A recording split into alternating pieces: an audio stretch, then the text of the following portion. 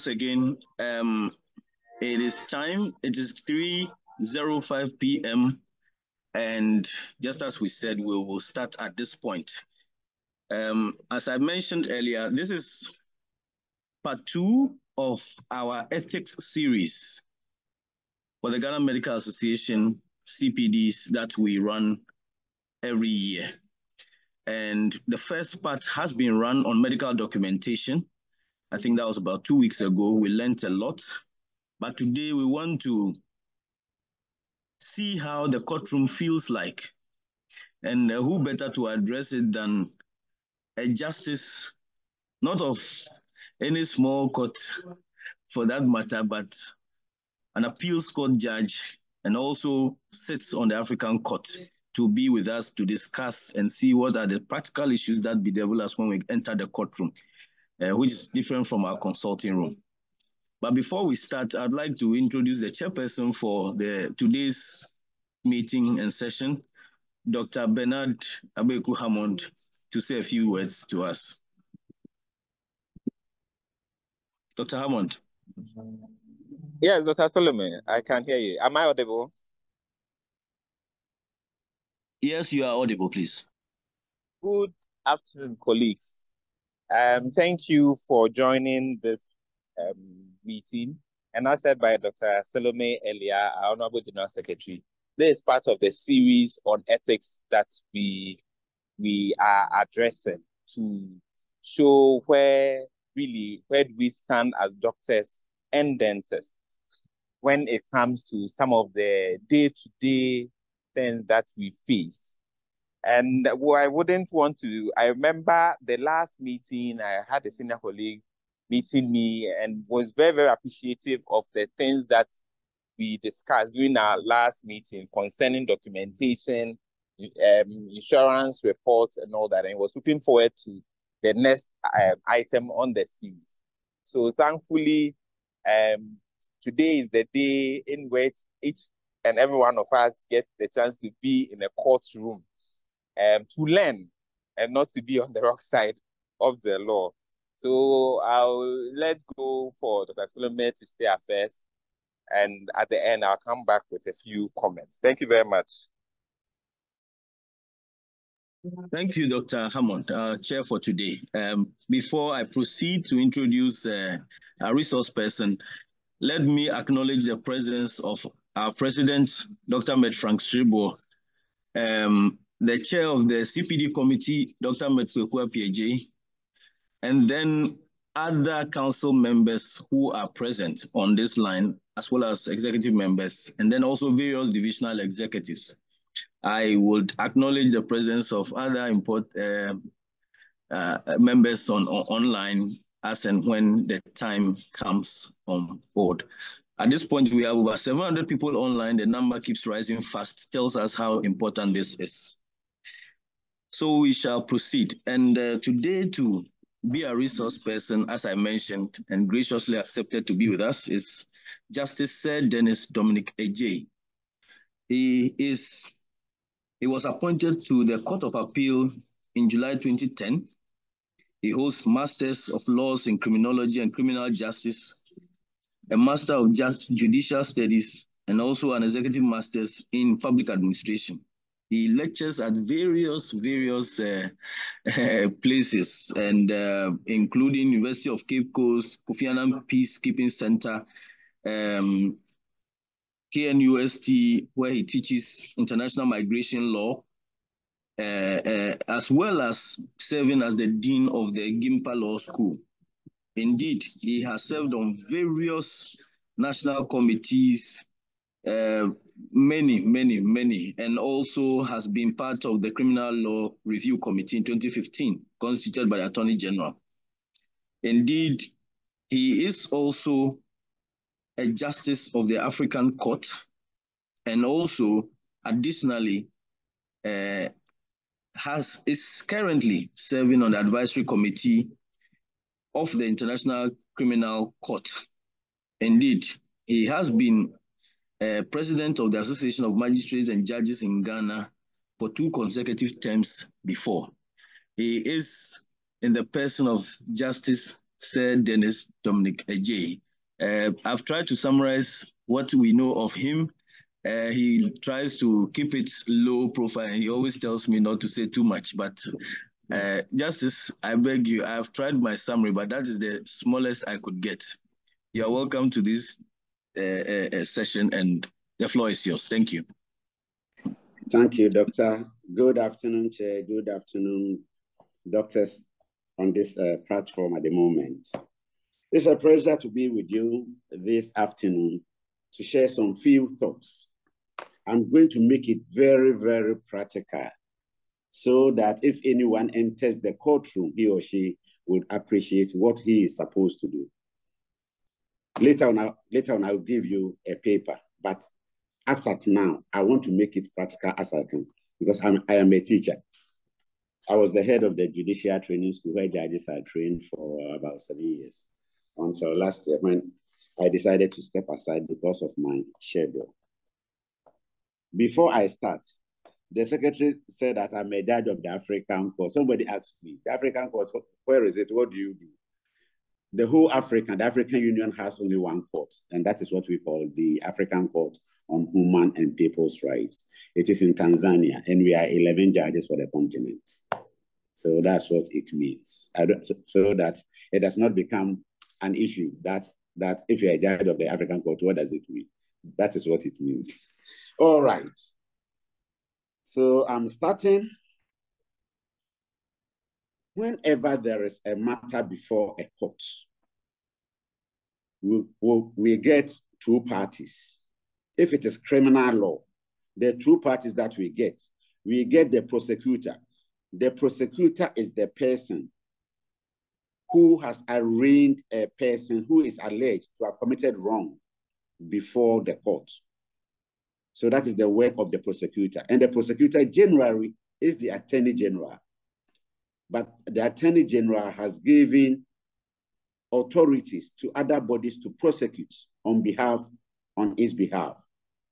If you take a body like police, they do most of the prosecutions in rural and the urban areas.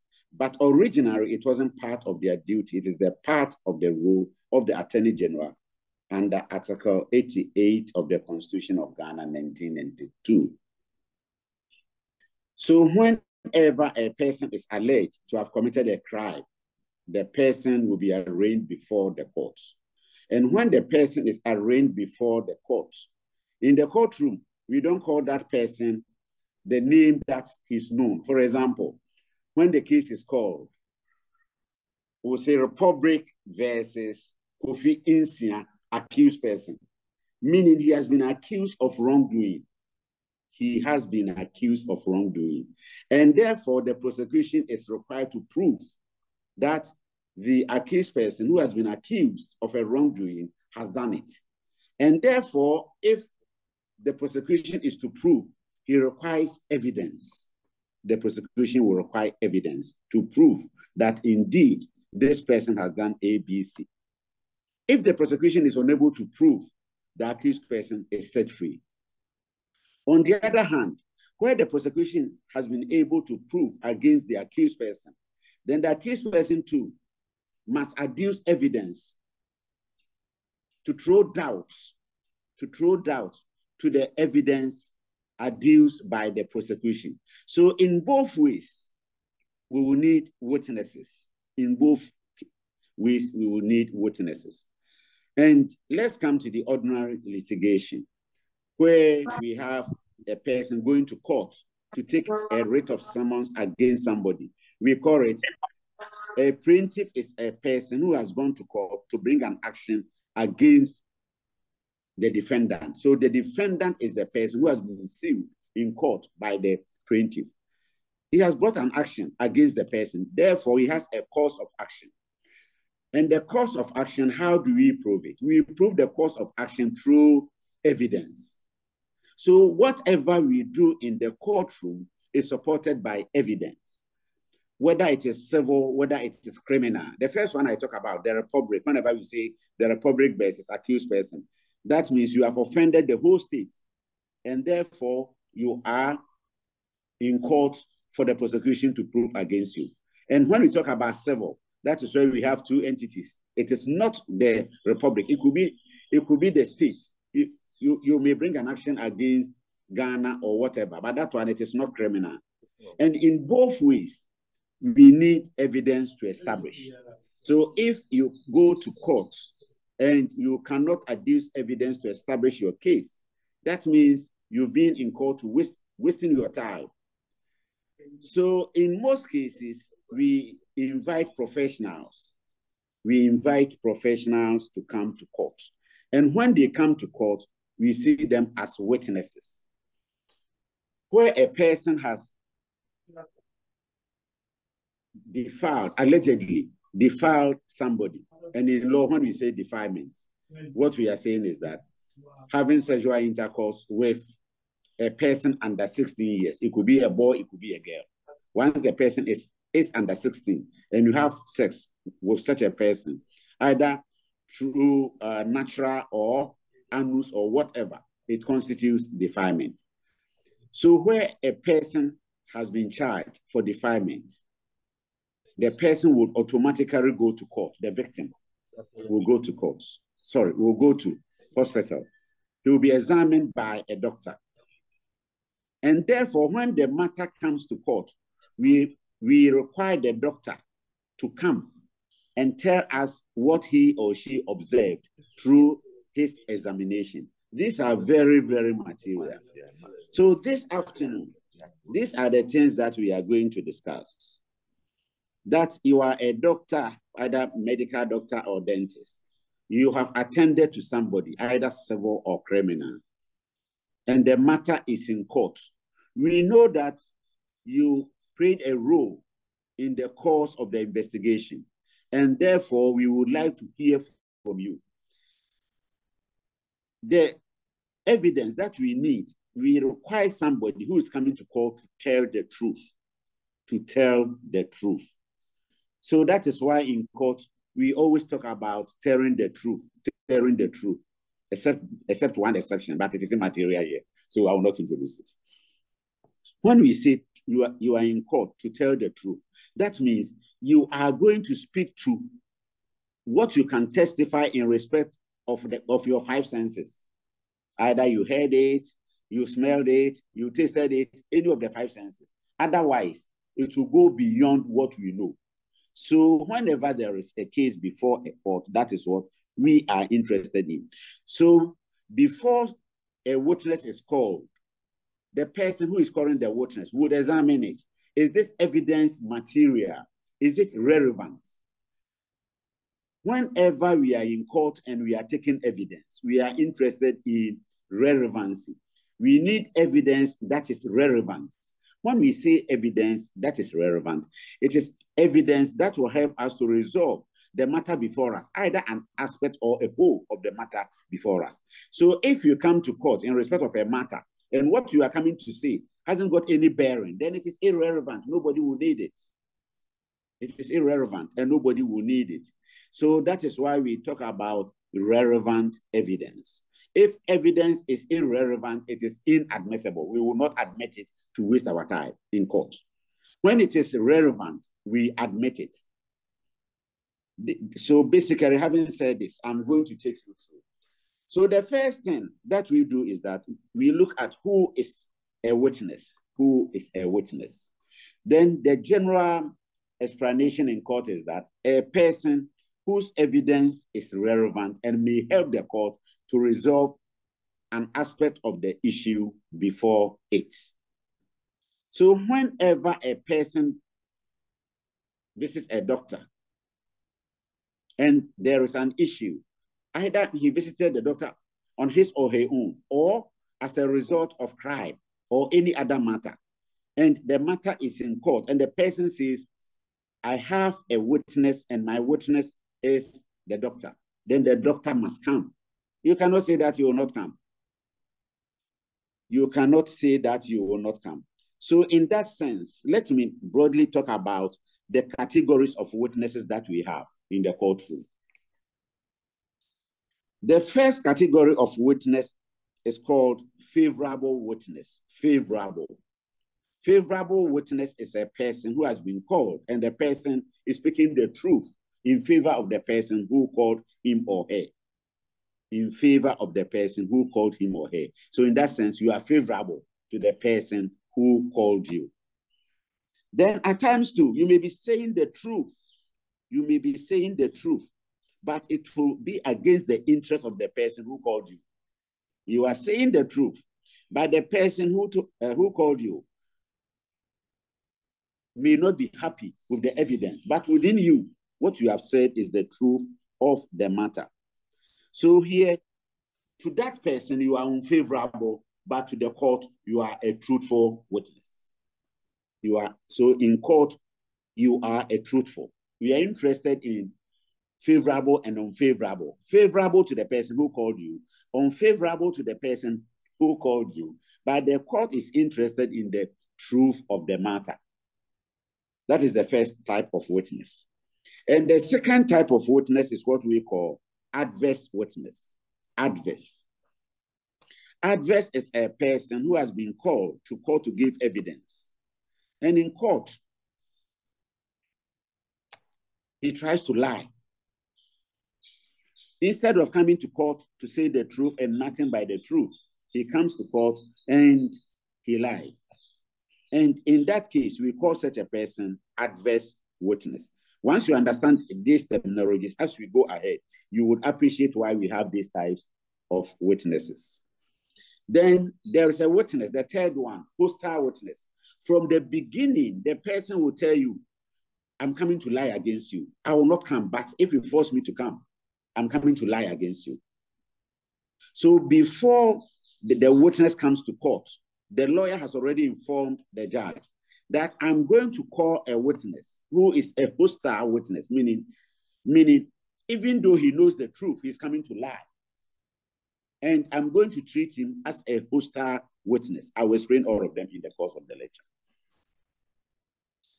So whenever you are coming to court to give evidence, the first thing that you must have in your mind is that you are going to court to say the truth and nothing but the truth. So whenever there is a case and we want a doctor to attend, either the plaintiff is calling the person, defendant is calling the person, the prosecution is calling the person, the accused person is calling the person, that body or that person has in mind that I'm calling this doctor to come and say the truth and nothing but the truth. So when you come to court, the judges are of the opinion that you have come to tell the truth and nothing but the truth. So that is why whenever a case is called and a doctor, you are in court, we ask you, how are you going to swear? Because we are interested in truth. And therefore, you must take an oath to promise the court that I am going to speak the truth and nothing but the truth. Now, so let me start from swearing or the oath taking. Quite often, non-lawyers, when they come to court, they are intimidated. Immediately they come to the box and you ask them, how are you going to swear? He doesn't know what to do. But as doctors, you must know what to do in the courtroom because we have our own beliefs. Some of us are Christians. Some of us are Muslims. Some of us are atheists. Then some of us are, some people may be unbelievers. Not that they do not believe in they don't believe in Christianity or whatever. They don't believe in anything. We call them unbelievers. Then we have atheists. Atheists, they don't believe in God, but they may be persuaded by other things. And there is another one who will say that for me, it is against my faith to swear, but I will tell the truth and nothing but the truth. We call something affirmation. So I'm going to take you through these basic rudiments. Let me start. The first one, if a person believes in the Bible and it is not against his faith and he enters the courtroom and we ask you, how do you swear or upon which of them do you want to swear? Because the interpreter will not get the opportunity to explain to you. We presume that these basic things everybody knows, but the presumption is wrong. and you see a Bible, you see Quran, you see cross. For when it comes to deity, you will not see anything. And because of human rights, we respect every person's human right, including witnesses. So if a witness comes to court, we must respect the fundamental human rights of that person, freedom of religion. We cannot impose our faith on you. The fact that I am a Christian does not suggest that a person who is appearing before me must be a Christian. I quite remember when somebody came to court and wrote a petition that he came to court and he saw that on one occasion we had praised the Bible on the Quran and the cross, and another occasion we had praised the Quran on the Bible. It wasn't intentional, but normally it does happen in the courtroom because they see them as books. So when they are packing them, that's what they do. So whenever you are a doctor and you appear before a court and you are to give evidence, when we ask you, how do you swear? These are the 4 basic things that you must know. The first one, if you are a Christian and you believe in your Bible, and your Bible allows you to swear, you tell the court, I will swear on the Bible. I will swear on the Bible. So once they ask you and you say, I will swear on the Bible, we record it SOB, meaning sworn on Bible. Why are you swearing? You are swearing to tell the truth. And therefore, if you fail to tell the truth and it is revealed that you have come to lie, then we can commit you for perjury. Perjury means you have come to court to lie, and we should deal with you. We can, at times, we do imprison people for perjury because it is one of the 10 commandments. Don't bear false witness against your neighbor. So, and therefore, if you come to court and you lie, we call it perjury, and we deal with you summarily. Summarily means you don't waste time. Now, so if you believe in your Bible and you want to swear on your Bible, when you come, you tell the court, how do you swear? Then you tell, I will swear on my Bible. Then we record SOB. Because you are a doctor in Ghana, definitely it will be English. I haven't seen a doctor who is testifying in P or Ghana in court in respect of his official assignment. I'm talking about your official assignment and not in your private capacity. In your private capacity, you may decide to speak your local language, but representing your profession, that one definitely it will be English. So if it is Bible, SOB in English. Then if you are a Muslim, you tell the court, I'm a Muslim, I therefore swear on my Quran. It is SOK. Here it is only in Ghana that we use the word K. Because when the Arabs came to Ghana, we were made to believe that Quran starts with the word K instead of kill. So apart from Ghana, we call it SOK, sworn on Quran. But Ghana, because we initially introduced the word K as the first letter for Quran, we've been using SOK in English. So when you see SOK, meaning you are swearing on Quran. Then some Catholics also decide to swear on the cross. They will tell you, I don't want to swear on the Bible, I will swear on the cross. Then we call it SOC. The irony or the funny thing is that the presumption in Ghana is that whenever you are a Catholic and you appear before the court, you are swearing on the cross, which I disagree. I am a Catholic. I disagree because I'm a Catholic, but I may decide to swear on the Bible. I may decide to affirm. So you cannot impose it on me that whenever I come to court and I tell you I am a Catholic, then you hand over cross to me. But traditionally, that is what people do.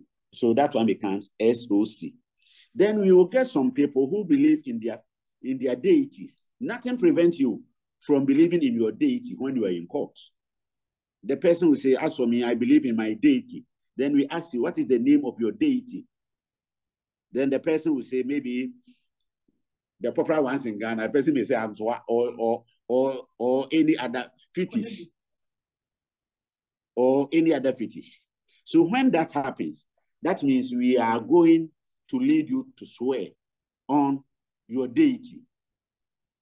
And that one we call it SARB, sworn according to your religious belief. Sworn according to your religious belief. SARB. Let me tell you an interesting story. On one occasion, I sat as an additional high court judge. Additional high court judge means I'm not a high court judge, but I'm in the high court to hear a matter. And somebody I knew from a distance entered in my courtroom as a witness. When the person started, he said he will swear on his deity. Then I asked, what is the name of your deity? Then he mentioned Antoine. Then he said, if I fail to say, I'm swearing and I'm swearing and I'm saying the truth and nothing by the truth. So after saying it, then he said, if I fail, Antoine should kill me. Then I asked, is your deity Antoine? And he said, yes. I said, Antoine is a town. Add the name of the deity. Then the man started shivering because he had in mind to come and lie. So you have come to court, you have taken the oath. Let me ask you, so on how do you come to court as a doctor if we need you to come to court, not on your private assignment? We need you as a witness. How do you come to court? If it is a party that is calling you, if it is the prosecutor or accused person or the plaintiff or the defendant, when I say plaintiff and defendant, in most insurance cases, we call doctors to come and give evidence because you examine us. You examine our dental, you examine the injuries that we sustain, and therefore you come to court to tell us the extent of the injury to enable the court to award appropriate damages to compensate the loss that the person suffered as a result of harm or whatever. So if it is a person who is calling you, then the person may come and serve you with a subpoena. With a subpoena. And what is a subpoena? Subpoena is a document from the court that has been signed by the judge, comparing you to appear before him or her on a specified date. So once you are served on a subpoena, you will see the date that you are to appear before that court. And the name of the court is stated. And in most cases, the name of the judge is also stated, so that you wouldn't say that I came and I couldn't find the court. So subpoena. And subpoena, ordinarily, we have types of subpoenas, but doctors, we always serve you with the combined one. We have the one which is calling upon you to come and give evidence. We call it subpoena ad test, to come and testify, Latin, subpoena ad test. Then the other one, we call it subpoena decer, meaning to produce documents. But in Ghana, whenever we call doctors, we want you to come and give evidence and tender reports. And therefore, we combine the two. So whenever subpoena is served on a doctor, we expect that the doctor will come and give viva voce evidence, that is oral evidence, and support this viva voce evidence with available documentation. That is for where a person is calling you to come, a body. But if the court itself is calling you to come, then we serve you with a warrant to appear before the court. If the court itself is calling you, we serve you with a warrant. The warrant will state the name, the place, where you are to appear, and the time, and the case in which you have been issued warrant to come to give evidence. Here, let me draw a distinction. If you are a doctor and you are in court, and you were called by a person, any of the parties, you are a witness. You are a witness, except that you are an expert. So we call you expert witness. So you are a doctor, you are a professional. You have come to court in your professional capacity to give evidence in respect of one of the parties. Here, it is one of the parties that is calling you. And therefore, we call you expert witness. You are an expert, but a party has asked you to come. And in that sense, you were served with subpoena to appear before the courts. And if you are served with subpoena to come to court and you fail to come, the next thing is that we must cause your arrest. That means you have disobeyed the command of the court to appear before it. and that is what we call subpoena. So if you are served with subpoena and it is not convenient for you, go to the court and explain to the court. Otherwise, if you fail to come and there is evidence on record that you have been served, then the court will issue warrant of arrest to arrest you. And when you are arrested, what we do is that you give evidence. And if you give evidence and you couldn't conclude your evidence that day, we shall detain you until whenever you complete your evidence, because you failed to come and you were arrested before you came. And therefore, when we allow you to go, you may not come again. So if we take the evidence today, we do evidence in chief, we cross-examine you, and it is maybe 4 or 3, and we close, we may ask you to be sent to the police station, to be brought to court the next morning to come and continue, because we don't see you as a person who respects the court. And the court too will deal with you ruthlessly. Here, I'm not talking about only doctors and dentists, to everybody. To everybody, not only doctors and. So whenever you are served with subpoena, that means a party in a case has asked the court to command you to appear before it.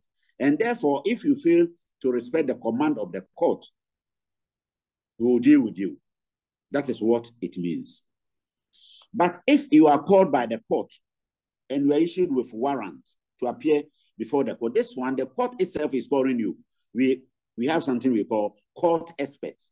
Maybe something has happened, and the court requires a professional person to come and explain. So here, if you come, even though you are a witness, you were not called by any of the witnesses. You were called by the court itself to come and give evidence. So in that sense, it is the court that will lead you before the parties come in. So now you are in the courtroom. I've talked about the Bible, Quran, then according to your religious belief. And the last one is affirmation. Affirmation. You may say that, yes, I am a Christian, but my teachings, it depends on your teachings. Some Christians have the opinion that it is wrong to swear on the Bible. So if you come to court and you tell us that, yes, I will swear, but I will not swear on the Bible, I will affirm, we allow it.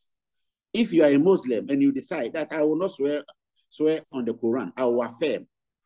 Because it depends on your teachings, the social teachings of your faith-based organization. We respect them. And therefore, you affirm. And the affirmation, you raise your 2 hands and say that whatever I say shall be true and nothing but the truth. But you don't add, so help me God. But if you are on the Bible, whatever I'm going to say is the truth and nothing but the truth, so help me God. Quran, so help me Allah. And if it is sworn on according to your religious belief, that you call on your deity, that if you lie, the deity should deal with you. But if it is affirmation, we respect your religious opinion. You do not add, so help me God. What you say is that I'm going to say the truth and nothing but the truth, and it ends there. Because once you add, so help me God, that means we are forcing you to change your faith. So we have started. You are in the courtroom. If you were called by a party, and after swearing in, the person is going to lead you to tell the court the reason why he has called you. And we call it evidence in chief. Evidence in chief. Evidence in chief is the evidence that the person who called you will lead you to proffer to the court. The person who called you will lead you to proffer or give to the court. And that is what we call evidence in chief. So if you came with documents or whatever, it is the person who has called you. So when you go to the box after swearing in, then we ask you your name. Where do you live? What work do you do? Do you know this person who called you? Then we ask you, you are in court because of this person. Tell us what you know.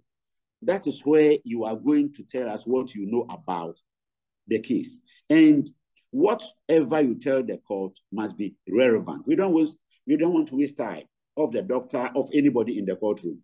And therefore, we are only interested in material and relevant evidence. So after your evidence in chief, he will ask you your name, what do you do, what do you do? I visited you on so and so. And when I came, I was sick. You attended to me. Tell the court what happened. Then you go through your evidence. Where you have documents, you will tell the court, my lord, I examined the person, and these are the documents that I would like to use. So the court will ask you, yes, what are they? And the court will give it to the other lawyer, whether he is opposed or he's agreeable. If the other lawyer says he's opposed, you will not come in. It will be between the two parties. They will argue whether the document that you are tendering is relevant or irrelevant. They will decide. And at the end of the day, the court will rule on it as to whether it is relevant or not relevant. After you have given your evidence in chief, that means the person is happy, the person who called you. He has gotten his evidence. But in court, we give evidence, we give judgment based on the evidence before us. And if you have given or you have stated your version, the opposing side must subject you to examination. And that is what we call cross-examination. That is where most doctors quite often lose their tempers. But that one, you shouldn't lose your temper. The person is working because you have told the court that this is the truth of the matter. And the person is going to discredit you, to show that what you have told the court is not the truth. Because if you give evidence and you are not cross-examined, then the person says, I admit. And if the judge is writing the judgment, the judge is going to base his case on that one. That even when the doctor came, you did not cross-examine, and that constitutes admission. So once you have been called and we are establishing the truth, you have given your evidence in chief. The other side is coming to subject you to cross-examination. That the other side is coming to subject you to cross-examination. So what is the importance of cross-examination? The importance of cross-examination, they are basically two. For the other side to put his case across through you, the witness, because you are in the box. So I will put my case through you. That I will say that, yes, you said that you attended to this person on so and so day. On this day, I suggest to you that you were in Abuja. I know doctors attended conference and you were in Abuja. Said, no, I was in Ghana. Then you follow up. There is a photograph which I have observed. I've seen about 20 doctors and you are one of them. On that day, you were at Abuja. It does happen in court. The person would deny.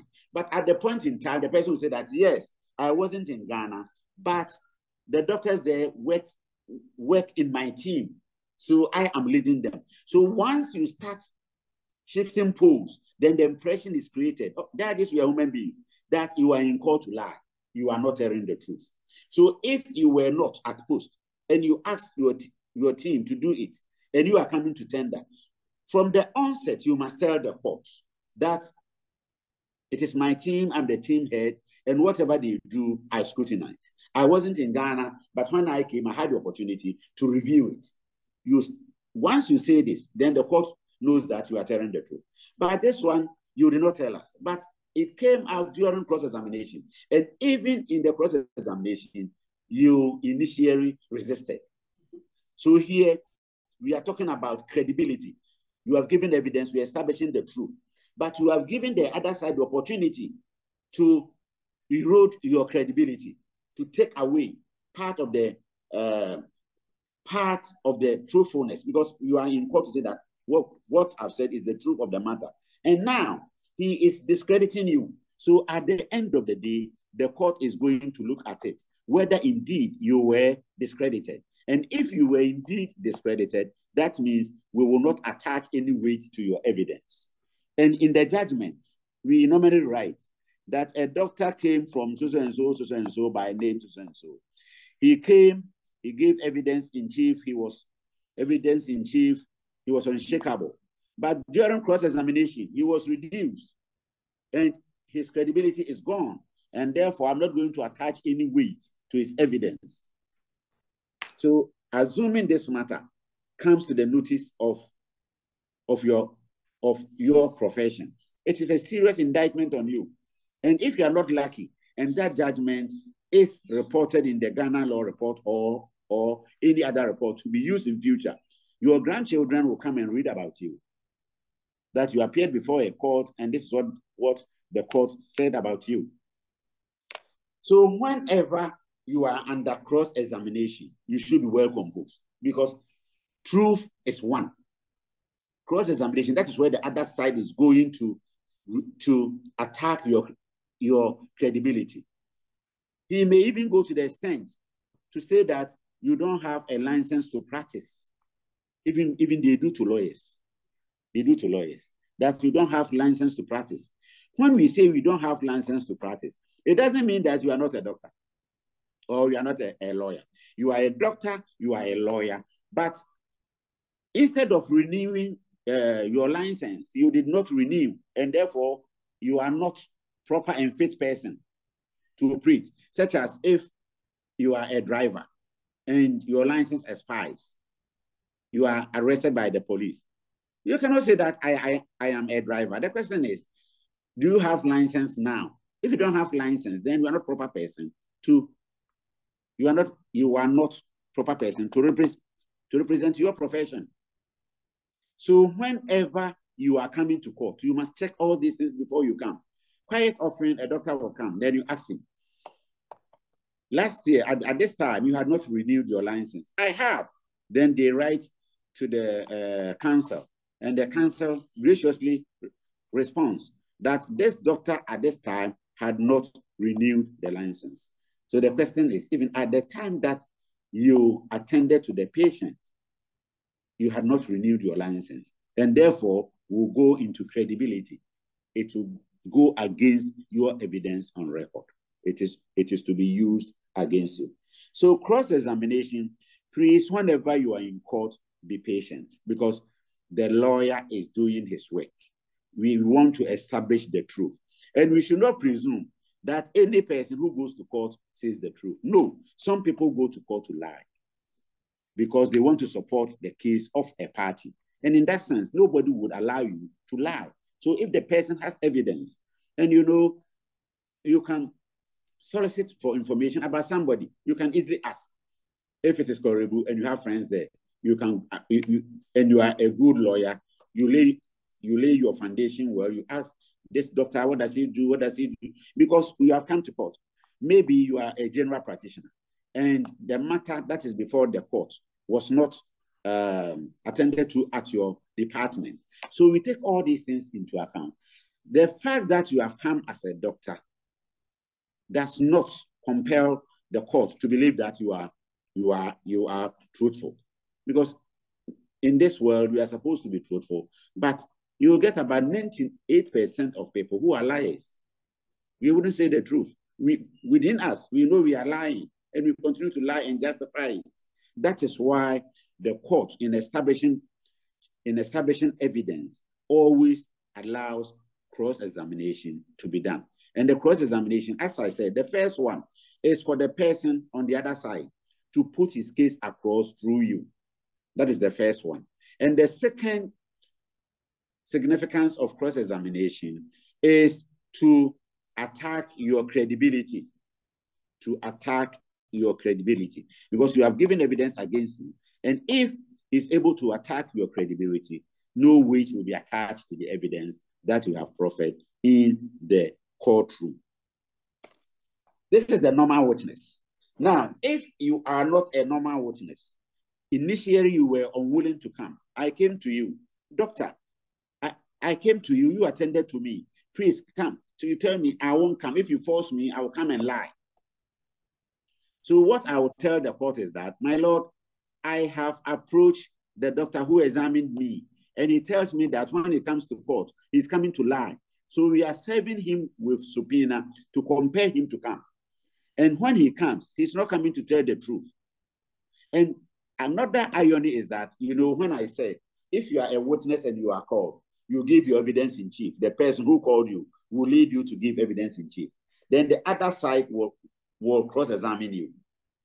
But if you are hostile witness and the court is informed, you don't have evidence in chief. When you come, you do not have evidence in chief, because the person who called you has told the court that you are coming to lie, and therefore the court should be cautious not to be influenced by your false testimony. And therefore, when you come to court, you inform the court that, my lord, this is the witness whom we called to come and said he wouldn't come, and he's here because of the subpoena. He has been compelled to come. That is why he is here. So I am treating him as a hostile witness. And an English word, hostile, meaning enemy. So here, the person who called you will not lead you to give the evidence in chief. We start with cross-examination. Instead of examination in chief, to lead you in peaceful atmosphere, to tender your document and speak to whatever you have for the court. When you come, we start with cross-examination. So hostile witnesses do not have evidence in chief. We start from cross-examination. So when your own witness subjects you to cross-examination, then the other side would only do examination in chief. He will ask you, re-examination, sorry. He will ask you, you said this. Is it ambiguous? You said this. These are the things that we are going to do. So whenever you are called to come to court, please admit and come to court in good faith. Don't allow yourself to be used as a hostile witness, because it doesn't sound well for a professional man. That a professional who has come to court and is being treated as a hostile, because you don't have evidence in chief. From the beginning, the person who has called you is attacking your credibility. And somebody will ask, if the person is not telling the truth, why do you call him? It is a matter of evidence. And the general law is that if somebody's evidence is material and you fail to call that person, it will be used against you. It is the doctor who has examined the person. And I know that your evidence is material. If I don't call you and treat you as hostile, you are going to support the case of the other side. And therefore, I will call you and discredit you so that the other side will not also benefit from you. So whenever we are coming to court, these are the basic things that we expect every doctor to know. Now, when it comes to your report, when you are tendering your report, you tell us that on so and so day, this person appeared before me. I examined the person, and I have in my report so and so, which I would like to tender. Because you are in court, the document must come to the notice of the court, and we need the original documents. We always need the original recordings, the original files. That is what we need. So you tender the original document. And if the original document is admitted, that means we are going to use it in court. But please, here, before you leave the courtroom, once you have tendered the original, you have to take it back to your workplace, and you must inform the court that, my lord, I came with the original copy and it is in evidence. May I pray that the court makes photocopy and return the original to me. That is what we do. At times, the doctor may not know, and the lawyer will not do it. So in the course of the trial, if they need that file, they will not have access to it because it has been tendered in court. But once it is tendered and you make the application to the court that the original has been tendered, but you want it back, and you are asking the court to make photocopy and give you the original, no judge will say, no, I will not do it. Every judge will do it because we respect ourselves as only professionals. They will do it on your behalf. Now, at times, in the courtroom, you see some few lawyers misbehaving towards witnesses. Some of us do not encourage that one. If I am taking evidence and I see a lawyer misbehaving towards not even a professional, once you are a witness, I will not allow you to intimidate, because the core duty of the witness is to come to court to enable the court to establish truth. So if somebody has come and the person is truthful, we should rather encourage the person to come to court regularly and help us to resolve our case.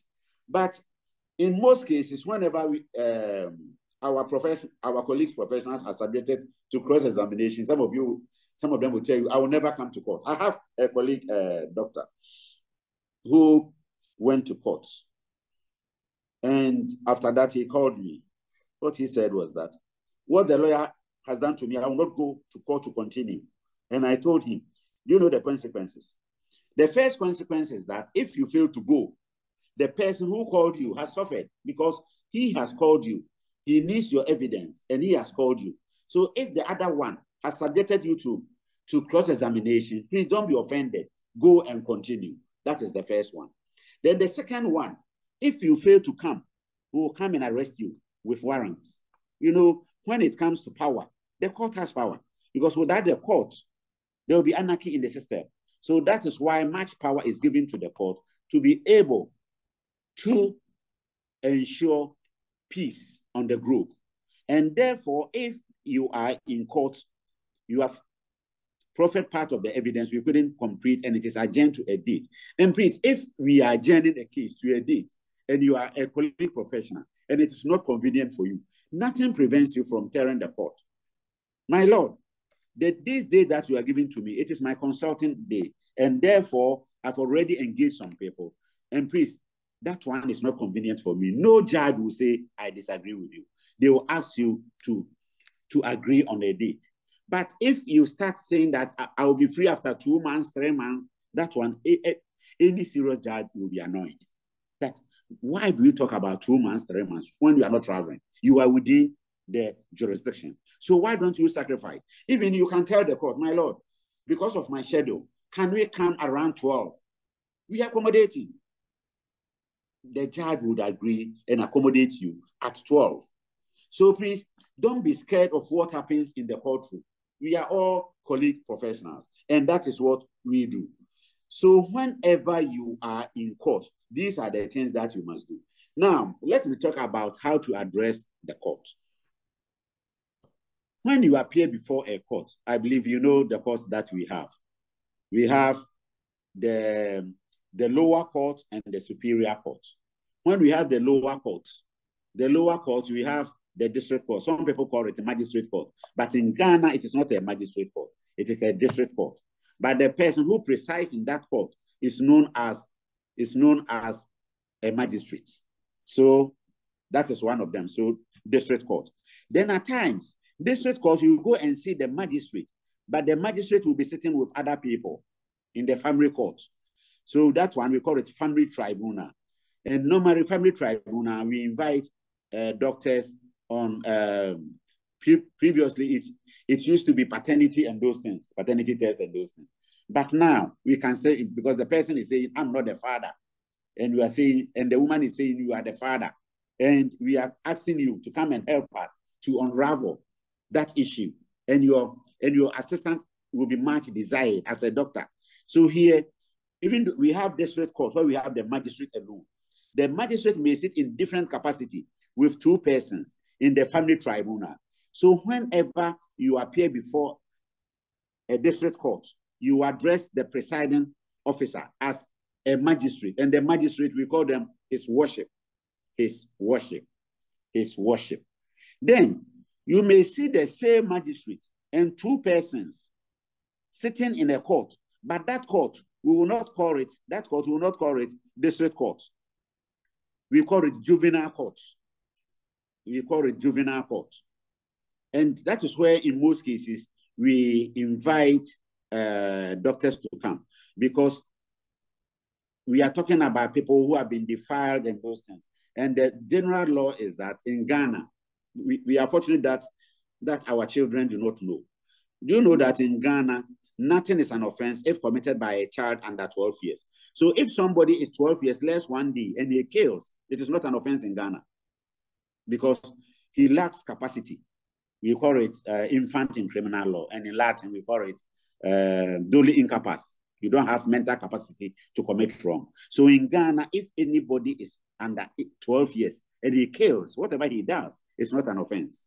But if the person is between 12 and under 18, and he commits an offense, that is where we arraign the person before a juvenile court. So juvenile court, you will meet a magistrate and 2 other persons. And when you are addressing them, you address them as His Worship and panel members. His Worship and panel members. As doctors, you must know this, because once you appear before a court and you start using these technologies, we know that, yes, you are not greyhound in the court. You know what you are doing. Then the next in command among the lower courts is the circuit court. Circuit court. And circuit court, if you appear before a circuit court and you are addressing the judge, you address him as your honor, his honor, her honor, his honor, her honor. Then all the other judges, the superior court judges from high court, but you appear before, nothing prevents a judge at the court of appeal from calling you where we are adducing fresh evidence. But if you appear before a high court to give evidence and you are addressing the judge, if it is she, you address her ladyship, her ladyship. If it is he, you address her lordship. So high court, ladyship, or lordship. But if a court of appeal in a matter decides to take fresh evidence and a doctor comes, because we are more than 1, 2, or more, because court of appeal we are 3, and Supreme Court 5, 7, or 9. So you address them as that one. Some people may say your lordship and leaderships. Others will say your lordship, your lordship. But now it seems because of the empowerment, it is ideal to address as leadership and lordship, depending on the gender on the courts. So when we appear before courts, these are the basic things that we expect every doctor to know. Every doctor to know. Having talked about these basic things, let's look at where a person is called by the court. Court expert. Court expert is very common in Ghana because in most cases, whenever there is a dispute as to evidence, the judge will make an order that we want an expert from this court to come. We want an expert to come. Here, you are not coming. You are not coming on the invitation of any of the parties. It is the court itself that is calling you. It is the court itself that is calling you. So you are an expert and you have been called by the court, and therefore we call you court experts. We call you court experts. Court expert. So court expert, if you tender evidence, we call it court exhibit because we are called by the court. But if you are called by the plaintiff or the prosecution, plaintiff in civil is the person who has initiated a case against the defendant, and prosecution is the person who is prosecuting criminal case against an accused. If they call you and you come, we either call you prosecution witness or plaintiff's witness. Here it is a party that has called you to court to come and testify. So you may be either prosecution witness or plaintiff's witness. You are an expert, but it is not the court who called you. But the court issued subpoena for you to come. Otherwise, you may not come. So the fact that you have been served with a subpoena does not automatically suggest that the court is asking, that the court itself is calling you.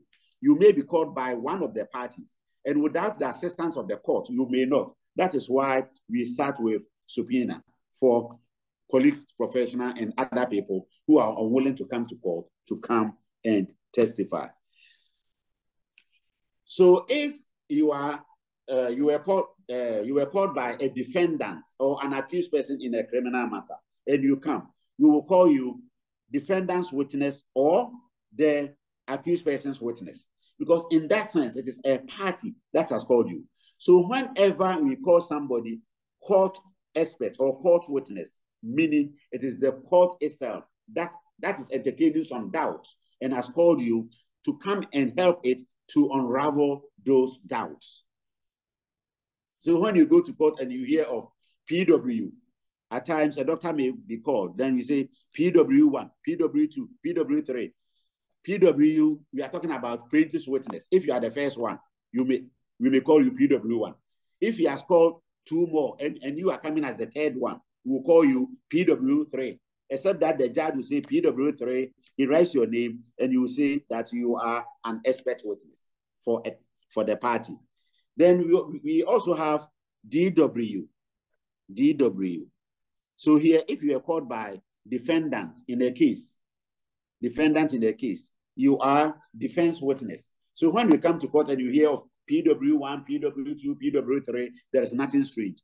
PW means you are being called by the prosecution or you are being called by the plaintiff, and you are number 1 or number 2 or number 3 or number 4. So the number that is given to you shows that it is the person who is calling you. And the additional adjective, 1, 2, 3, 4, shows that you are the 4th witness, the 2nd witness, the 3rd witness, or the 1st witness for the person who is calling you. And if the court calls you, as I said, we call you court witness, CW, but you are court expert. So you are a court witness. And that's why we call you CW1, CW2. Court witness means we have a witness who has been called by the court. And if the person is an expert, then the judge will state that CW expert, Dr. So-and-so from this hospital. So basically, I will wind up here and open up to our doctors for questions and comments, if there is or are any. Thank you very much for the opportunity to discuss these issues with you.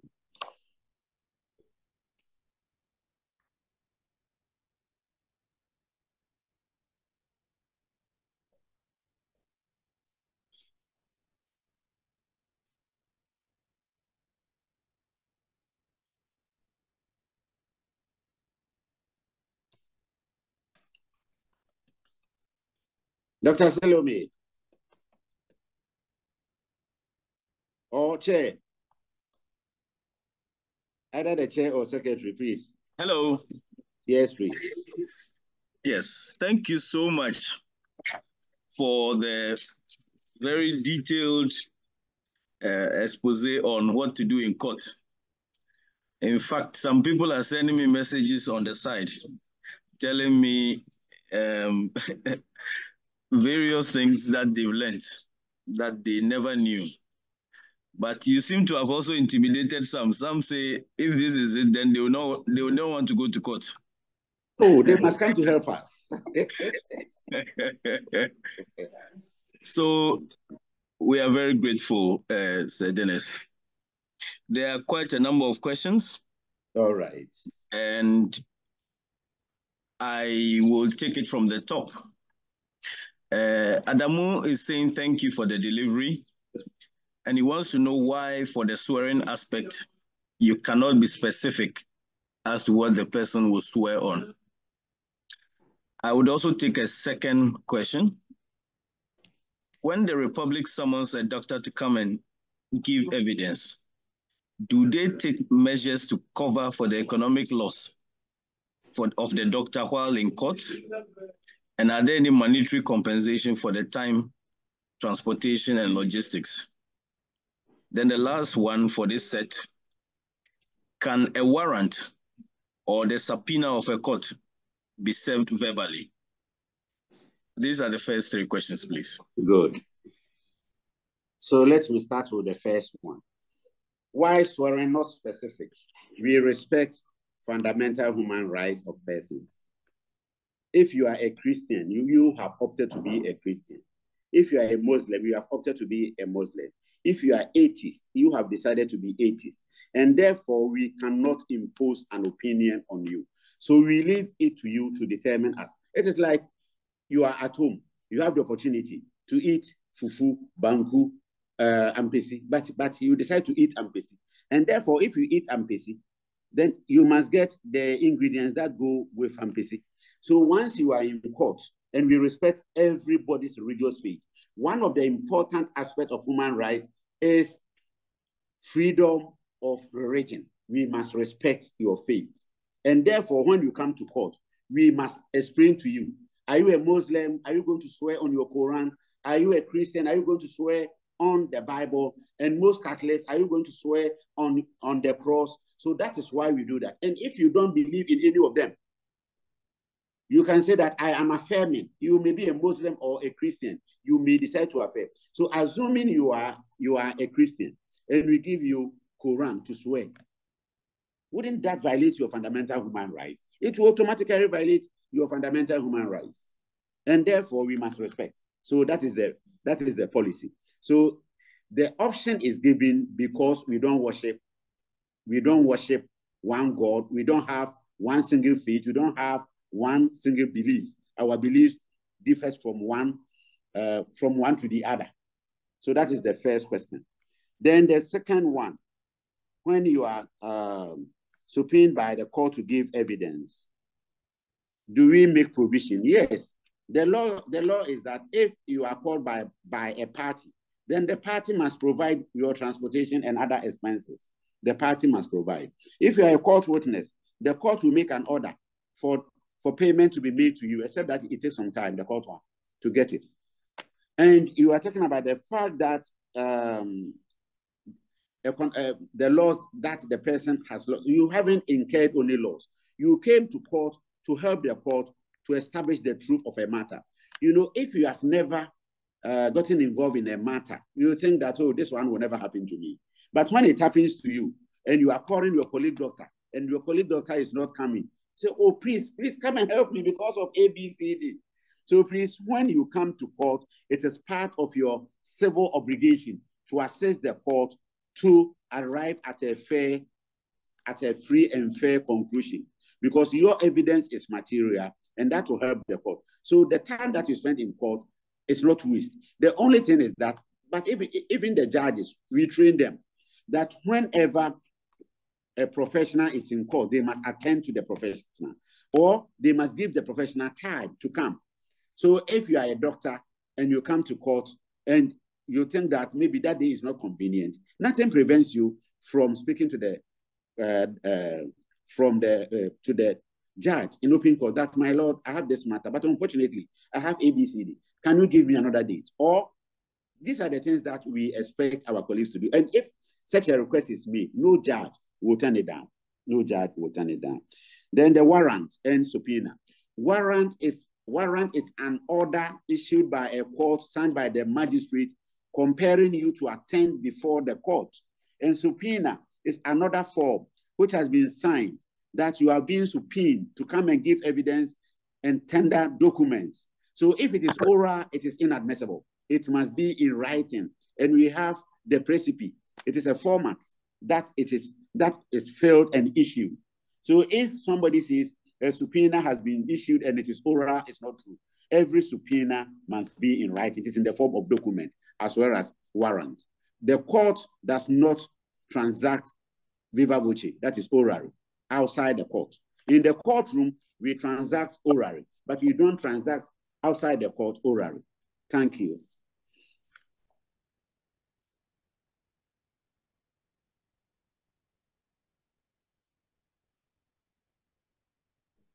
Thank you. So the 3 you. questions have been answered. Thank you. Yes, thank you so much. Let me proceed to ask the next set of questions, please.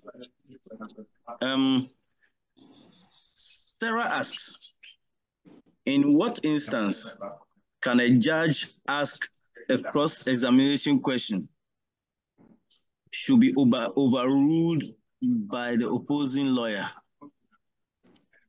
I think the question is not too clear, but I think she's trying to say if maybe a lawyer is trying to cross-examine somebody, and in one instance, would you overrule that question so that the doctor does not answer? Thank you. Then let me add this practical one. Akojo Banfo Frimpong, we will charge you after this session because you are looking for free consultation. I have been called to court this coming Wednesday to give witness on a defilement case, which happened in 2022. The victim was a 10-year-old boy who was sodomized, probably allegedly. Per my findings, every system, including the anus, were normal on examination. Apart from presenting my findings, can I conclude that a normal anus is unlikely to have been sodomized, or should I not make any conclusions? Good. Please, you can take them. All right. So thank you very much. The first one, instances where a judge or a magistrate can overrule cross-examination. Cross-examination, we say that it is from A to Z, but the question must be relevant. So if a doctor is in court and the doctor has given evidence and you are cross-examining the doctor, and the doctor, what the doctor has said hasn't got anything to do with the food that he eats, and we are going to ask him, what food did you eat this morning? What has it got to do with the matter before the court?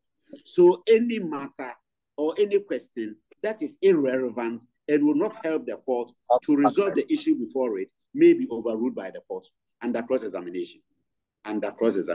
So cross-examination, we say it is from A to Z. Yes, it is from A to Z, but the question must aim at either putting your case across or to discredit the witness. So where it is not targeting at any one of the two, then the judge may sustain any objection raised. And some of us, when I used to sit in the High Court, if a professional is giving evidence and you ask a question and the question is unreasonable, I will not even invite the lawyer on the other side to respond. I will tell you, overruled, ask another question. Overruled, ask another question. It is irrelevant, ask another question.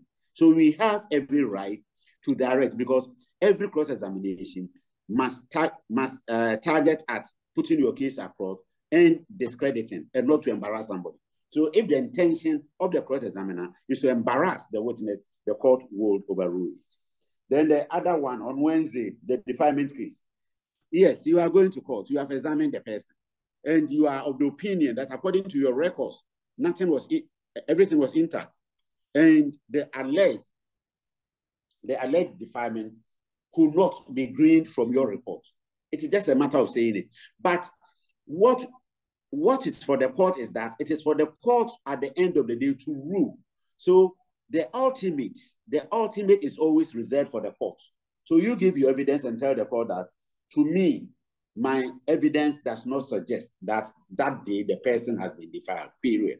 But if you say that the person was never defiled, that means you are commenting on the ultimate, which is for the court, because it is not your evidence alone which will corroborate or which will help the court to do justice to the case.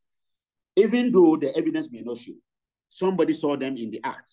The person might have taken photographs. So go tell the court your findings, but don't make a final conclusion. Otherwise, you'll be usurping the powers of the court. And please, colleagues, those who are intimidated, please don't be intimidated. We were classmates, we were schoolmates. Don't be intimidated, because the reason why at times in court we try to be a bit harsh is that if you don't do that, some people will not come. And we want cases to be heard expeditiously.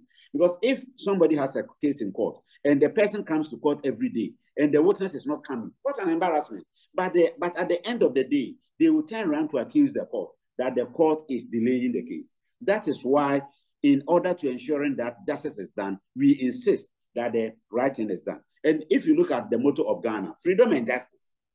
So you can't rule out justice. We always support the court to arrive at free and fair conclusion. Thank you. Thank you. Very insightful responses, and we are still learning. Dr. Sibo Techi wants to know about the reports that experts provide to the courts. Are we not supposed to give the original to the victims, or is it the policemen we're supposed to give the original to? And then Isabella wants to know, if you feel intimidated during cross-examination, can you state so and excuse yourself? All right. If the lawyer is doing, I put it to you very aggressively. Thank you. Let me start with that one. If you're being intimidated, it is the duty of every judge to protect witnesses. So if you are being intimidated, the judge must direct the lawyer as to how he should conduct proper cross-examination. And if you are not protected, you think that you are not being protected, and you want to leave the courtroom, that one would amount to contempt, disobedience to the order of the court.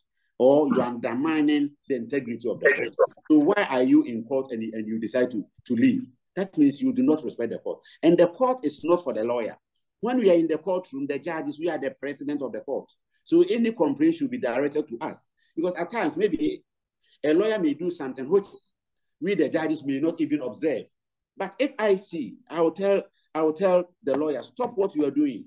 Because if a lawyer to misconduct himself, we can also report him to the general legal counsel. So when they are in court, they try as much as possible to comport themselves. So my sister, don't leave the courtroom. Tell the judge that maybe what the lawyer is doing to you, you are uncomfortable. Go ahead and stay. But even why do you even allow your colleague to just intimidate you? He cannot intimidate you. If the question is posed, respond. The thing that you cannot respond, and he will say yes or no. Please, if you are in court and somebody tells you, say yes or no, don't allow yourself to be intimidated. You say that, I will say this and respond. I will do this and explain. Because I can't say no and leave it, or yes and leave it.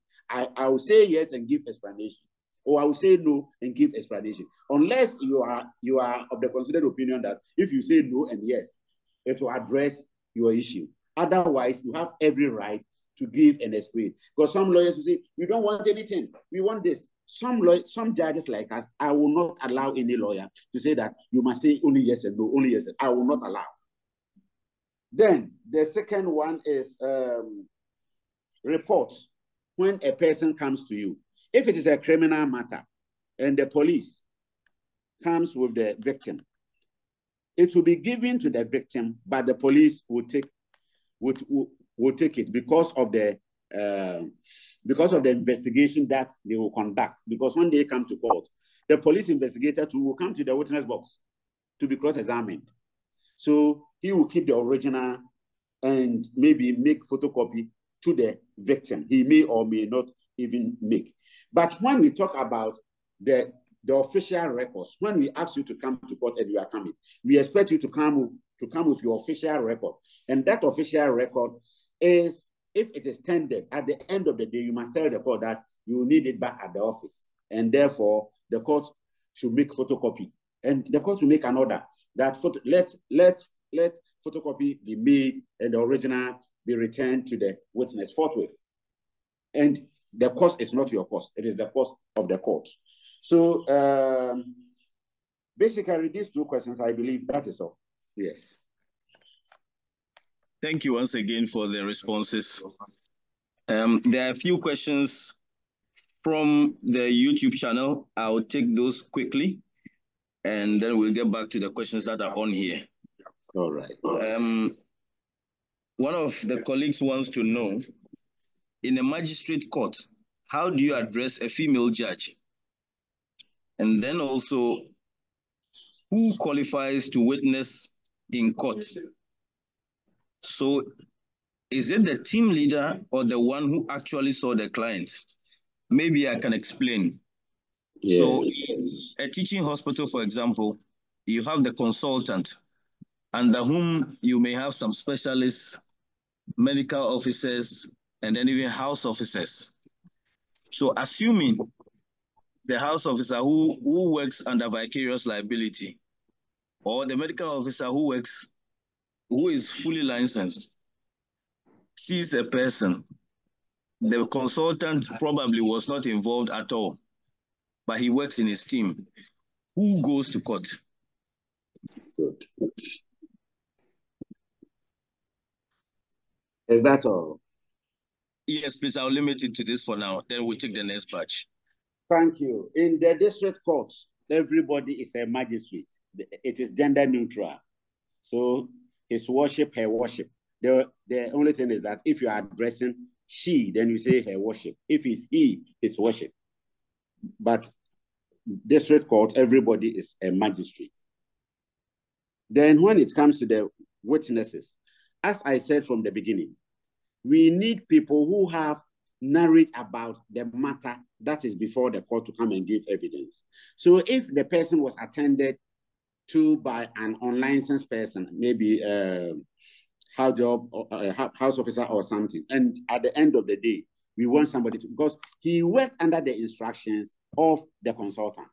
So in that sense, nothing prevents the consultant. But when he comes to court, he must disclose it. That it was house officer who was vicariously under me, and therefore I examined everything. I examined the report, and these were our findings. Then we tell A, B, C, D.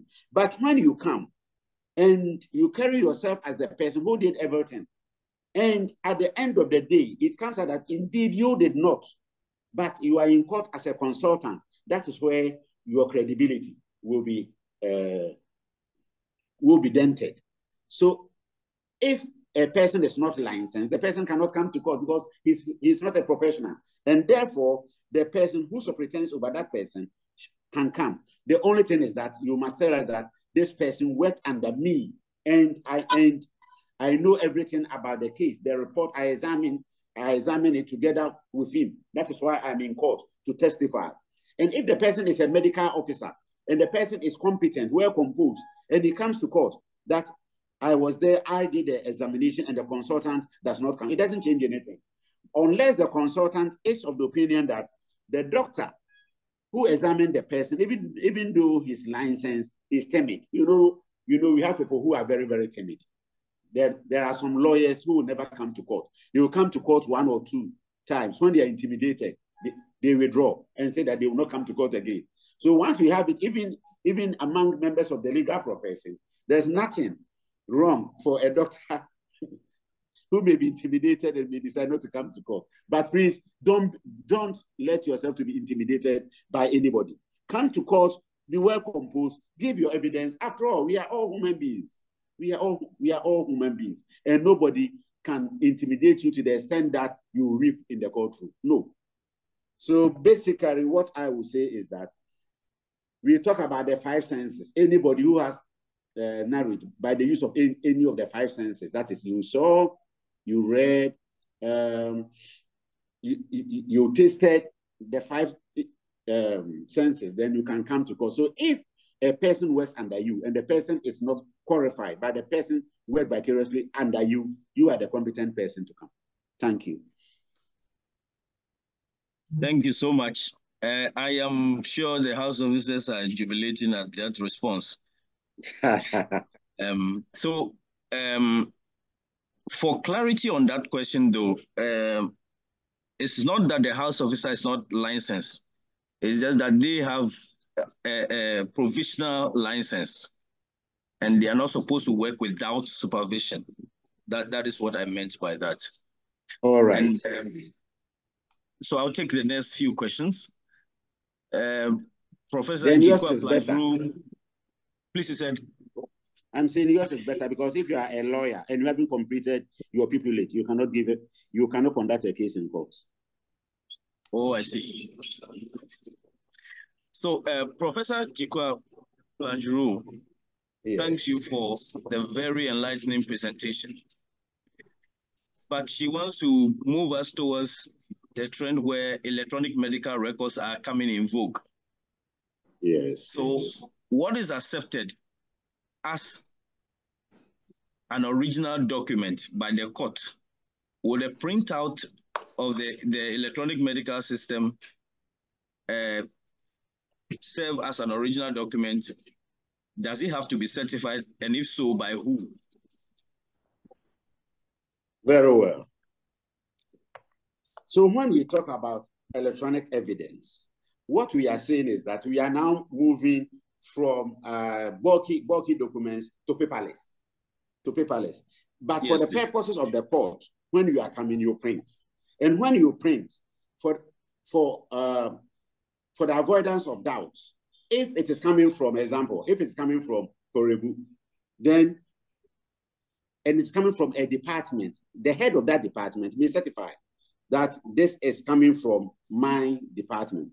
Or better still, if the doctor, if the doctor, a medical officer or a medical officer, consultant or whoever, who attended to the person, had the evidence in electronic form, he can print it and sign. And when he comes to court, he will tell the court that this is my signature. Because if it is ordinary document, who will sign? If it is ordinary document, it is he who will sign. And therefore, if it is coming to court, he has the capacity to sign. The question is the person coming to court, is he competent to sign that document in the, assuming it is not electronic, is he competent to sign? And if the answer is yes, then if it is generated, if it is generated electronically, he has the capacity to sign. That is interesting. So as we roll on to LIMS and the various EMRs, let's note that response. So in the advent of social media, and you can tell that this meeting itself, we are holding it via Zoom and YouTube. Yes. Some colleagues want to know, can you appear in court via Zoom online? Yes, we have introduced, but not in every respect. We are going gradually. Ghana, we are doing gradually. In my court, African court, the international court, we take evidence on social media. Some of them we take on social media, but some of them we want them to be physically present. So a time may come that we may take all these forms of evidence virtually. But when it comes to the documents, we would expect you to come and file them. You will file the documents before you give the evidence, so that the judge will have a prior information about the documents that you intend to file. So in that sense, the person who called you will come and file it as part of his or her documents in court. And in that sense, if it is virtual, it will be accepted. Even we hear cases in Ghana outside the jurisdiction. We take some evidence from UK, from Germany, and others. It is virtual. So once we can have it virtual, a time may come that in Ghana it is likely to come. But as at now, it is selective. It is not every case that is heard virtual. But when a case is to be heard virtual, we make sure that that the witness is there alone.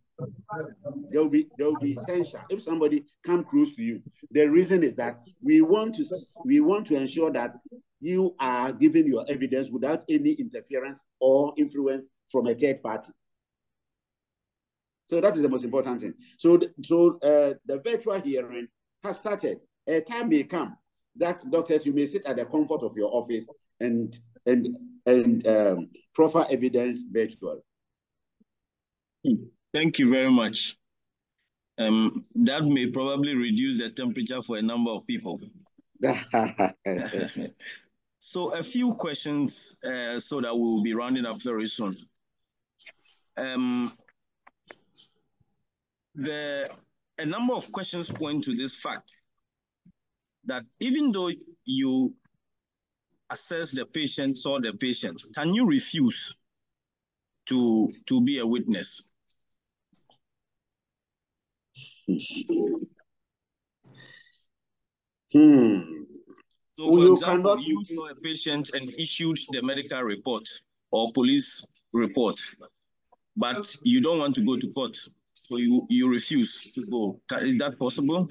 No, and somebody is asking actually that can you then sign an agreement with your patient that you don't want to become a witness for them in any case in the future?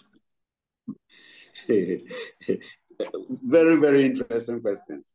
Number one, you cannot refuse to be a witness. That is why we serve you with a subpoena. A subpoena is a document comparing the attendance of a witness to be in court. And if you fail to come, you will come and arrest you. And if you are arrested, you give evidence and we do not complete, you will not go home. We detain you until the evidence is done. The reason is that you have disobeyed the court. And if we allow you to go, you may not come again. And therefore, after the close of work, you will not go home. We detain you and continue the next day. So there's nothing in court that is scary.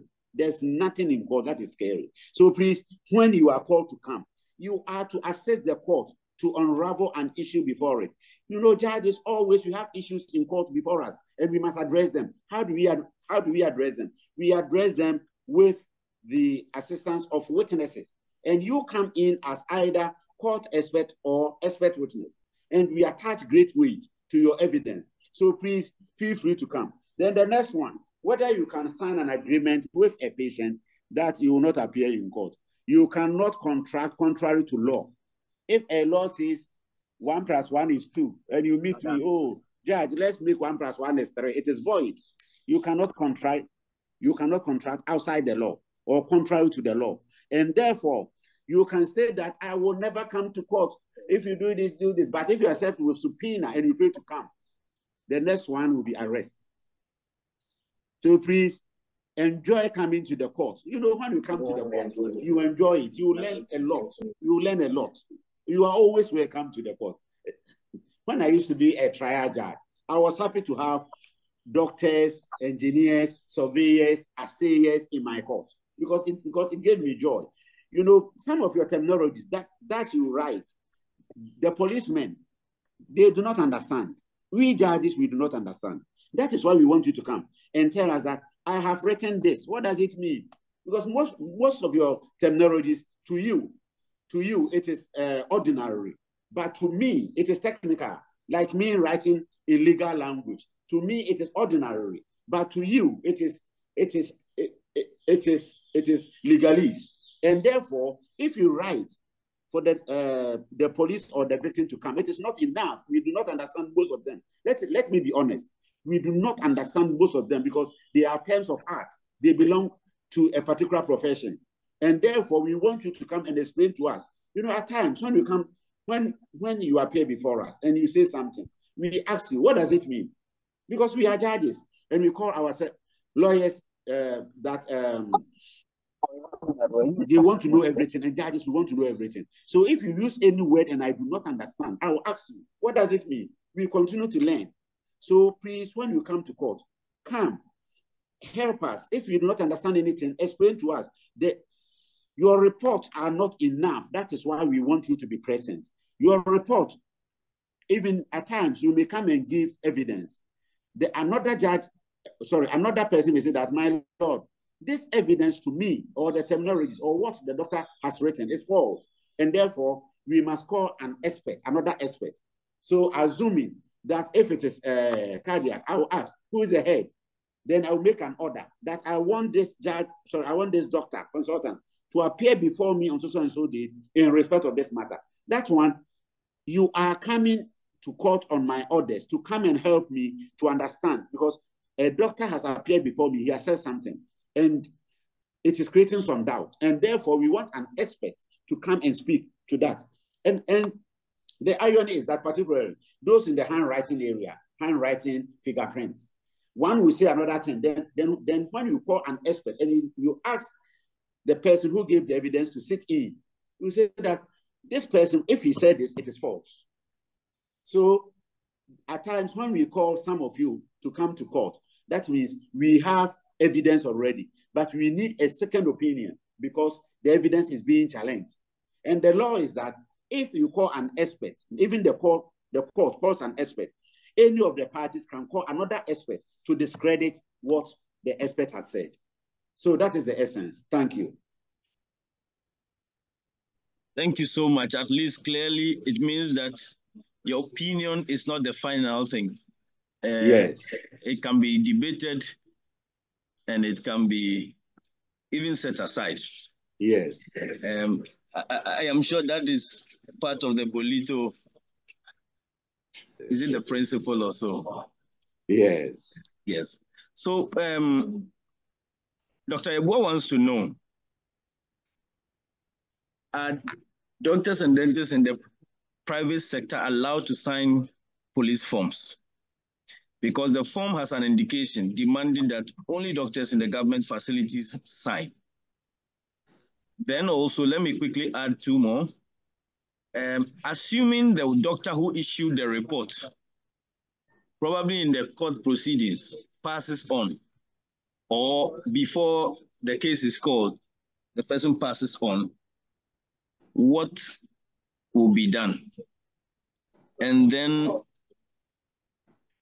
Dr. Yeboah Apia wants to share his experience. He said, "My Lord, you stated that doctors have to submit reports to court as exhibits, but in most sessions I have attended, the reports are already presented and there's the need to verify documentation. Are we supposed to give the copy to the police rather than original?" Please, you can take these ones. All right, so the first one, can a doctor in private sector sign? And the law is yes, any expert can sign. When we talk about surveyors, once you have the license to practice, you can sign. So the fact that it is from government office does not exclude private persons, because you may go to a place where you may have only private hospitals. Then in that sense, are we saying that when patients come there, they shouldn't attend to them? And the answer is no. Even though on the form, it is an error. You know, most of the forms are stereotyped. They were made several years ago, and we are unwilling to change them. So a private doctor can attend to a patient and come to court to give evidence. Then the second one, where a doctor attends to somebody and the doctor dies, we have something we call in law that the person is unavailable. Unavailable, one of the grounds is that the person has died. So if a person attends to a patient and the doctor is no more, he has died, the doctor is not available. And therefore, anybody within that sector can come and tender it. Can come and tender it on behalf of the witness, not on behalf of the lead person, because that the person is dead and gone. Provided you can read the handwriting of that person, you may come to court, but at the beginning you start informing the court. The doctor who was responsible was so and so and died, and we are from the same department. That is why I'm here. So in that sense, even the subpoena will be directed to the head of that department, and the head may come or may delegate another person to come, provided when he comes to court, he will inform the court why the doctor who signed is not available, because he is unavailable as a result of death. We used to talk about unavailability on 3 grounds, but now it has been reduced to 2. The 3 grounds, the first one was about death. And the second one is where the person is unconscious and cannot give evidence. He's available, but the person can't talk, he can't do anything. He's a vegetable. Then the third one was where the person is outside Ghana. You know, if you are outside Ghana, we cannot issue subpoena. We cannot issue warrant, because the course of Ghana, our jurisdiction is limited to only Ghana. And therefore, if you are outside Ghana, we cannot compel you to come. So we call them unavailable. But now, doctors and others who are outside Ghana give evidence virtually. So most of these principles are dying out. And the third one, reports as exhibits.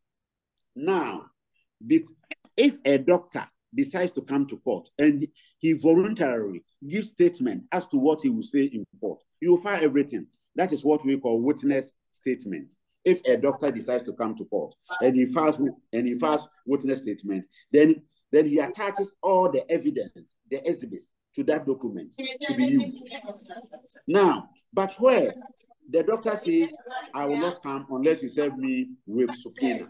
In that sense, we will not have that doctor's document unless the doctor has already given some of them to the police or the victim, and they are already in evidence. In that sense, once they are already in evidence and you come, we will ask you about those questions arising from that document, because we will ask you, are you the one who wrote it? Yes. What is your position? Then you said this. What do you mean?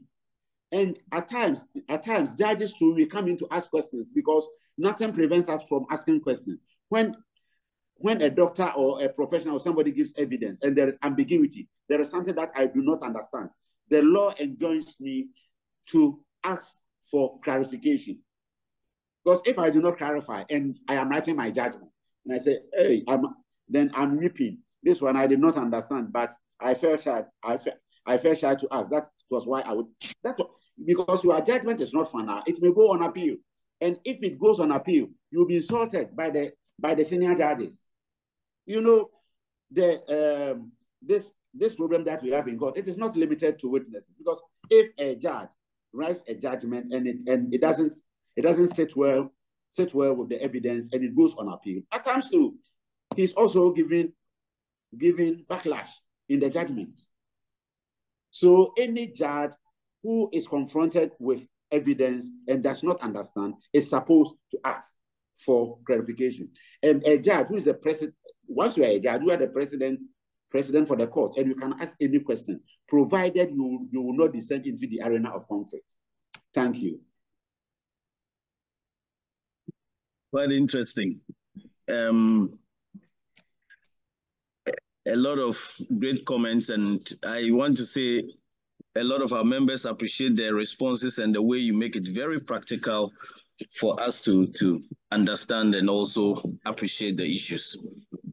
Thank you. Prof. Francis Ofei wants to know, first says it's a very insightful lecture, but he wants to know, does it dilute the case of prosecution if the expert witness, who, for example, in this case is a doctor, says he does not remember the victim?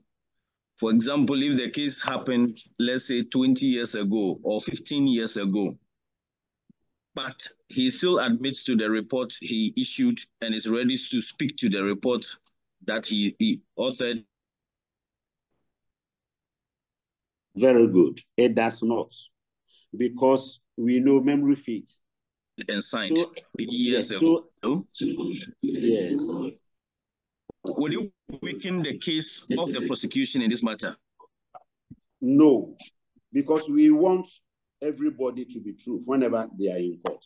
So if you attended to the person 5, 6, 7 years ago, and you remember everything, except that you cannot put the face, there is nothing wrong to say that I examined this person about 5 years ago.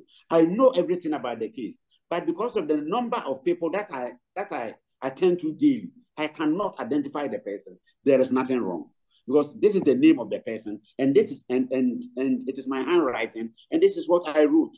It will not affect it. But where you maybe you cannot identify, but you say that you can identify the person, then they ask you to turn in the courtroom. You may see about 5 or 6 persons on appeal. They ask you which one of them, and you point at the wrong person. That one is serious. So if you cannot recollect as a result of memory, fading memory, there's nothing wrong saying that it is about 5, 6 years ago and I cannot remember. Let me give you myself as a practical example. Cases that I have heard, if after 2, 3 years, if you ask me to identify them, I can identify just about 10%, because when I'm hearing cases, I don't look at their faces. So if you ask me, are you the one who wrote this judgment? Yes. Can you identify the parties? I can identify them on paper, but not by face, because I did not recognize them. There's nothing wrong with it. So the only thing is that you must explain why you cannot identify the person. Maybe lapse of time, or because of the voluminous nature of the work that you do. You must offer explanation, and it shouldn't affect the credibility. Thank you so much. For example, just as regular witnesses are able to take lawyers who would lead them in evidence, or maybe accompany them and coach them, many of our colleagues want to know, if you are called as an expert witness, can you also take a doctor, a lawyer, a lawyer, and can this lawyer then be present in court, and what will be their role? No, a witness cannot engage a lawyer. A witness in any form cannot engage a lawyer. Whether at the international court, whether at the national court, you cannot engage, because it is not your case. It is somebody's case that has happened. And the person is saying that you know something about it, and therefore he wants you to come and tell the court. So what we do is that it is, assuming it is a plaintiff who has called you, it is the plaintiff's lawyer who will sit down with you and discuss. If it is the defendant's lawyer will sit down with you and discuss. If it is the prosecutor will sit down with you and discuss before you come to the courtroom. So when you come, it is the lawyer or the prosecutor for that person who is going to lead you in the evidence in chief. So you don't need a lawyer. Why should you go and throw your money away? And even if a lawyer comes to say that I'm representing this witness, we'll ask him to sit down because he's not a party to the case. He's only coming to give evidence in respect of what he knows about it. That's interesting. Is that what you call locus standi? Locus standi means your capacity to be in court. So if the lawyer comes, you will ask. The person is a witness, it's not a party. So what is your locus? See, on the lighter side, locus stands, it sounds like locum, which doctor do so. But in Latin, locus means land. Oh, interesting. We learned a little bit of Latin too. So a few more questions we will round up in a bit. And it's been quite an insightful discussion, but we don't have all day and we'll probably call on you another time. I'm always available, even if I'm not in Ghana. Once it is virtual, I can do it for you. Thank you so much. So Dr. Pierre Kubi wants to know, he says he was once invited to court in Juabin. He went, but he was not called to give any evidence when the case was called. The judge was informed he was in the courtroom, but he was not called till the session ended. Why should this happen? He wants to know, even though he was called, or he as he puts it, he was forced to be present in court. Is that all? Then let me add a few more and then we can round up. Yes, please. A few people want to know if they can have access to your contact, but we'll discuss that. Oh, you can give it to them, no problem. Great. Can a doctor who did not treat a patient or contribute to the treatment write a medical report for such a patient? If the doctor who has been invited to give evidence is indisposed, can he be the one to elect a colleague doctor to represent him with the evidence in the form of a document? I will add,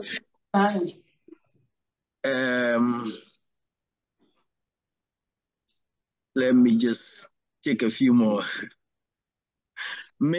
Somebody wants to know who pays for the cost of transportation of witnesses in general. And then I will add my question last. We know that it's the state that prosecutes criminal cases.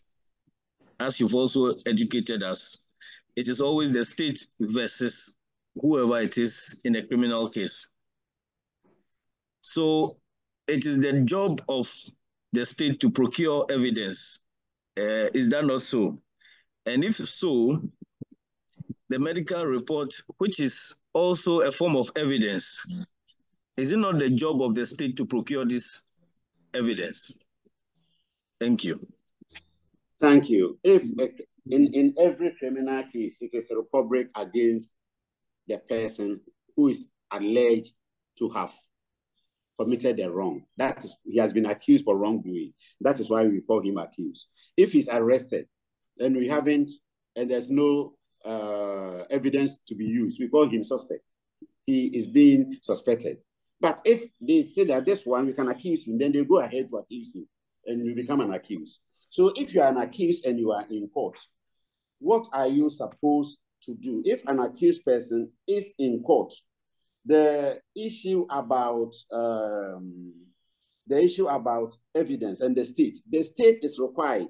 I do not want to talk about the legal terms because what normally happens in court is that when the burden is on the prosecution, meaning when the prosecution is prosecuting, then the law says that he must get sufficient evidence, and that sufficient evidence must, in the minds of the tribunal, prove the case beyond reasonable doubt. So if you look at it, then there is no doubt, there's no ambiguity that it was the accused person who did the wrong. But when the burden shifts, when the prosecution proves, the burden will be shifted onto the accused to explain why he did not. And here, when he explains, then the court will be torn between as to which one or this one. That is why we need strong evidence from the prosecution. So here, if you are a doctor and you only wrote a letter or the report, you gave it to the police, it is just a document. It is not evidence. It becomes evidence when it is tendered and accepted in court. If it is not tendered and accepted in court, it does not become evidence. And you cannot say that I have this evidence on record. It is not evidence on record. So that is why we normally expect lawyers to come, doctors to come. So when you come in and you are in the box and you tender it and it is accepted, then it becomes evidence. So basically, there's a thin line between a document and becoming evidence. A document becomes evidence when the person who is tendering it is sworn. Once you are sworn and you tender it, it changes its character from ordinary document to exhibits, and we can use it. Then the second one on report as exhibits. Yes, that is what I've talked about. Then can a doctor who is hearing a matter, attending to a patient, pass on the documents to another person to come and tender on his behalf? If you are within the jurisdiction, you cannot do that unless you are in the same team and the person knows everything about the case. If the person comes to court, as I said, we need evidence from the 5 senses. So if the person comes and he says that my boss told me to come and he told me A, B, C, then we ask him, where is your boss? He is in the office. You are within the jurisdiction, and therefore it will be inadmissible. You must come and give evidence. Otherwise, it will be inadmissible unless you are outside the jurisdiction. So here we'll say that you are unavailable and he knows your handwriting. He has discussed with you and you have given him your blessings to tender it on your behalf. Otherwise, once you are within the jurisdiction, and when we say that you are within the jurisdiction, you are within Ghana. Even if the case is in Accra and you are in Tumu, you are within Ghana, and therefore you must come and tender it. And the doctor who went to Durban court and was not called, maybe because how did they go to court? The question is human. Was it a verbal? If it is verbal, then it's not coming from the court. You must be in court on either subpoena or warrant. Or if you decide to go, because the person has come to you, that please, can you come and give evidence for me? And he says yes. That one, it is the party who has invited you to come. And the court may not even know that an expert has come to court that day. The court will not know. But if it is on subpoena or warrant, it is on the court file. And the court knows that you know every morning before we sit, we look at what is coming on. And the court has examined it and the court is satisfied that today we are receiving expert. The court knows. But if you are called by the party, not on subpoena, not on warrant, and the court does not know, and the case was not for hearing, then you go to court, sit there, and when the court closes, you may go, and the court may not even identify you that you came to the court. Is that all? 1, 2, 3. Yeah. I hope so. Yes. Yes. So I think we are almost at 5 o'clock, and we have taken quite a lot of time, and this was supposed to last exactly 2 hours. And so we want to be rounded up at this point and say a big thank you to Justice Sir Dennis Dominic Ejay, who is a Justice of the Appeals Court of Ghana and also a Justice of the African Court and one of the advisors to the International Court of Justice. International Criminal Court. International Criminal Court. Yes. Yeah. International Criminal Court. I hope I don't get subpoenaed for that. And we want to appreciate your time and the fact that you willingly accepted our call to make time for this presentation. And I also want to say thank you to all members for making time to come and make it insightful by putting the great questions that you have put across. It's always difficult in this session when you have thousands of people online to be able to read all your questions but we believe most of the questions have been addressed somehow. The recordings will also be available, and you can still access them to see some of the questions which were answered prior before some of you came online. As Justice Ajay has said, his contact will be made available at the appropriate time. I will now call on the chairperson for this occasion to say a few words, and then we would call it a day. Dr. Bikram. Thank you very much, Dr. Salome. And on the behalf of the Ghana Medical Association, the president, Dr. Frank Sebo, and the chairman of the CPD committee, Dr. Med Pekua, PhD, want to once again show our appreciation to Justice Dennis Donrick Ajay for having spent this afternoon with us. This was such an insightful experience, and I'm sure for most of us, our paranoia of being summoned before a court has dissipated at the end of this very, very insightful presentation. Thank you very much, sir. And to all members who spend the greater part of this afternoon also sitting down to be educated on the do's and don'ts when you appear before the court. Thank you, and I hope we've all learned something to help us in our practice. And Dr. Salome, thank you very much for moderating with so much finesse this very session. Thank you very much. That's all. So thank you, everyone, and God bless us all. And I'm sure you will hear from us on the way forward on the directive you heard on Friday in due course. So stay tuned. God bless us all, and let's have a pleasant evening.